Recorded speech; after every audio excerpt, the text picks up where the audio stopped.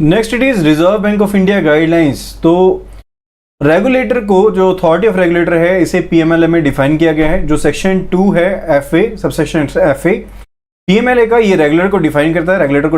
Regulator का मतलब क्या है? कोई पर्सन है या फिर कोई अथॉरिटी है या फिर गवर्नमेंट है जिसको पावर्स दी गई हैं लाइसेंस देने के लिए या फिर किसी को ऑथराइज करने के लिए, रजिस्टर करने के लिए, रेगुलेट करने के लिए या फिर सुपरवाइज करने के लिए। यानी कि जो भी एक्टिविटी है किसी रिपोर्टिंग एंटिटी की, इन सभी को लाइसेंस करने के लिए, ऑथराइज करने के लिए, रजिस्टर करने के लिए, सुपरवाइज करने के लिए जो एंटिटी है या फिर जो डायरेक्टर है जिसे नोटिफाई किया गया है गवर्नमेंट के द्वारा ऐसा करने के लिए, यानी कि इन फंक्शंस को करने के लिए जिसे नोटिफाई किया गया है, वो पर्सन या फिर वो एंटिटी, वो क्या है? रेगुलेटर है। तो ये एक्ट, यानी कि जो पीएमएलए एक्ट है, ये हमें ये बताता है कि जो रेगुलेटर है वो गाइडलाइंस इशू करेगा। किसे इशू करेगा गाइडलाइंस? रिपोर्टिंग एंटिटी को गाइडलाइंस इशू करेगा।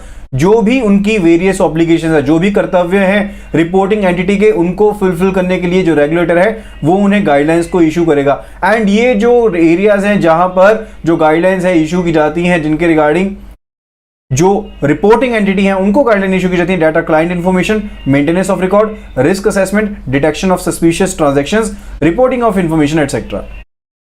Now let us see the RBI guidelines over it. तो आरबीआई ने टाइम टू टाइम जो कॉम्प्रिहेंसिव गाइडलाइंस है बैंक्स को या फिर जो दूसरी एंटिटीज हैं उनको ये गाइडलाइंस इशू की हैं ताकि उनको रेगुलेट किया जा सके, ताकि जो भी पर्पस हमने मेजर्स लेनी है, जो भी तौर तरीकों को अपनाना है, ताकि हम केवाईसी, एएमएल, सीएफटी के जो भी तरीके हैं उनको अपना सकें। तो जो ये गाइडलाइंस इशू की जाती हैं, ये इशू की गई हैं बाय द डीबीआर। डीबीआर क्या है? This is department of banking regulation. तो पहले ये क्या था? पहले इसका नाम था department of banking operations and development, लेकिन अब इसका नाम क्या है? Now this is DBR, that is department of banking regulation. तो इसने मेन फ्रेमवर्क बनाया, यानी कि पहले जो था डीबीओडी, यानी कि department of banking operations and development, इसने पूरा का पूरा जो फ्रेमवर्क था इस चीज के रिगार्ड में वो बनाया। स्पेसिफिक गाइडलाइंस दी गई, जो एक्टिविटीज थी regarding the money transfer of services, money changing activities of authorised persons, उनको डील करती थी, उनके लिए फ्रेमवर्क बनाया गया, उनको गाइडलाइंस स्पेसिफिकली इशू की गई। एंड 2015 जुलाई से कंसोलिडेटेड गाइडलाइंस दी गई हैं जो डीबीआर के द्वारा प्रोवाइड की गई है। किसके ऊपर? केवाईसी एएमएल के ऊपर। तो सभी एंटिटीज को with effect from July 2015 consolidated guidelines provide की गई हैं, इशू की गई हैं ऑन द केवाईसी एएमएल। किसके द्वारा? डीबीआर के द्वारा। तो ये जो मास्टर गाइडलाइंस दी गई हैं केवाईसी के ऊपर, ये जो नॉर्म्स इशू किए गए हैं, ये आरबीआई की कॉम्प्रिहेंसिव गाइडलाइंस है। तो एक चीजें क्या क्या कवर करती है? कस्टमर की डेफिनेशन, ऑफिशियली वैलिड डॉक्यूमेंट कौन से हैं, केवाईसी पॉलिसी क्या होनी चाहिए, कस्टमर एक्सेप्टेंस पॉलिसी क्या है, कस्टमर आइडेंटिफिकेशन प्रोसीजर के बारे में, सीडीडी रिक्वायरमेंट्स क्या है, यानी कि वेरियस टाइप ऑफ कस्टमर के लिए, नए टेक्नोलॉजिकल प्रोडक्ट्स के लिए, स्पेशल अरेंजमेंट्स के लिए क्या रहेगी हमारी सीडीडी, यानी कि जो कस्टमर ड्यू डिलीजेंस है उसके लिए क्या रिक्वायरमेंट्स है, डिफरेंट प्रोडक्ट्स के बेस पर, डिफरेंट टाइप ऑफ कस्टमर के बेस पर। देन ट्रांजैक्शंस की मॉनिटरिंग किस तरह से हो रही है एंड ऑनगोइंग मॉनिटरिंग किस तरह से हो रही है, रिस्क मैनेजमेंट किस तरह से हो रही है, यानी कि रिस्क बेस्ड अप्रोच किस तरह से फॉलो करें, कॉरेस्पॉन्डेंट बैंकिंग के रिगार्डिंग जो भी हमारी गाइडलाइंस है, प्लस शेल बैंकिंग तो बिल्कुल ही प्रोहिबिट की गई है।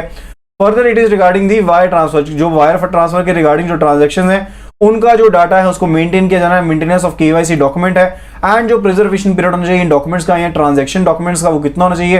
Then it is regarding the combat financing of terrorism and जो रिपोर्टिंग रिक्वायरमेंट्स उनके बारे में गाइडलाइंस होंगे, एंड जो जनरल गाइडलाइंस है लाइक कॉन्फिडेंशियलिटी के रिगार्डिंग या फिर टेक्नोलॉजी के रिक्वायरमेंट है या फिर किस तरह से एम्प्लॉयज को ट्रेन करना है। तो ये सभी गाइडेंस जो है कॉम्प्रिहेंसिव एक आप कह लीजिए गाइडेंस का नॉर्म्स है जो इशू की गई हैं आरबीआई के द्वारा। एंड फर्दर इन गाइडलाइंस को मॉडिफाई किया जाता रहता है, इनको इनहांस किया जाता रहता है ताकि जो भी चेंजेस हो रहे हैं, जो भी लीगल प्रोविजंस हैं या फिर जो भी डेवलपमेंट हो रही है इन जिनका impact KYC AML CFT measures के ऊपर पड़ता है, तो उसके रिगार्डिंग जो चेंजेस हो रहे हैं उनके साथ डील करने के लिए इन गाइडलाइंस में भी चेंजेस किए जाते हैं। तो रिजर्व बैंक ऑफ इंडिया ने इंकरेज किया है आईबीए को कि वो केवाईसी एएमएल के एस्पेक्ट में जो चीजें हैं उनको एग्जामिन करें, डिटेल ऑपरेशन गाइडलाइंस बनाए बैंक्स के लिए जो सभी मेजर एरियाज को कस्टमर ड्यू डिलीजेंस के रिगार्डिंग, ट्रांजैक्शन मॉनिटरिंग के रिगार्डिंग सभी चीजों को कवर करें। Now let's see the IBA guidelines. तो आईबीए ने रिजर्व बैंक ऑफ इंडिया के दिशा निर्देश के हिसाब से बहुत से ऐसे इनिशिएटिव लिए हैं केवाईसी एएमएल के एरिया में।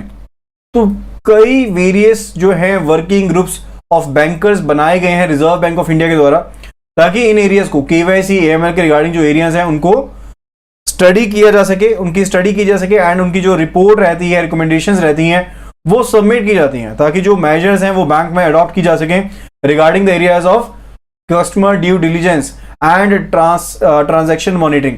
इसके रिगार्डिंग जो भी चीजें हैं उनको यहां पर इंप्लीमेंट किया जा सके। तो रिजर्व बैंक ऑफ इंडिया ने बैंक्स को एडवाइज किया है कि वो इस तरह की जो गाइडलाइंस दी जा रही हैं उनको रिकॉग्नाइज करें। तो जो रिपोर्ट्स दी गई हैं आईबीए वर्किंग ग्रुप्स के द्वारा date are on policy guidelines on know your customer standards and anti money laundering measures 2005 March में दी गई। इसी तरह से know your customer standards and anti money laundering measures guidance notes for banks October 2005, July 2009 and January 2012 में दी गई। Report on IBA working group on anti money laundering guidelines for bank in India December 2001 में दी गई। ये different reports हैं जो IBA working groups के द्वारा दी गई हैं डिफरेंट पैरामीटर्स के ऊपर, ज्यादातर किसके ऊपर है, केवाईसी के ऊपर, एंटी मनी लॉन्ड्रिंग के ऊपर है। ठीक है, एंड यहां पर जो फोर्थ रिपोर्ट है आईबीए वर्किंग ग्रुप की है, ये parameters for risk based transaction monitoring है। सो आप एक चीज को समझिए, रिजर्व बैंक ऑफ इंडिया ने क्या आदेश दिए थे आईबीए को रिगार्डिंग द केवाईसी एएमएल के रिगार्डिंग एंड जो ट्रांजैक्शन मॉनिटरिंग है उसके रिगार्डिंग आप वर्कआउट कीजिए एंड जो भी डिटेल्ड गाइडलाइंस दी जानी है वो रिकमेंडेशंस बताइए।